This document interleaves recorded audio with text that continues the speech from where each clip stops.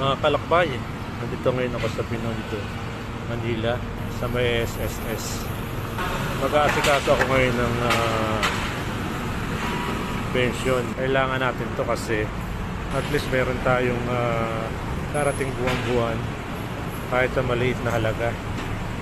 May pambili tayo ng gamot, pangangailangan natin pang araw-araw, hindi na tayo aasa.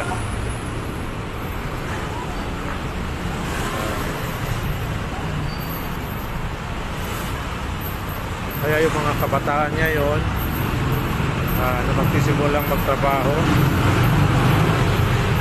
huwag mong kalilimutan na ang maghulo sa SS, government man o self-employed, kasi importante sa atin ito pagdating ng araw.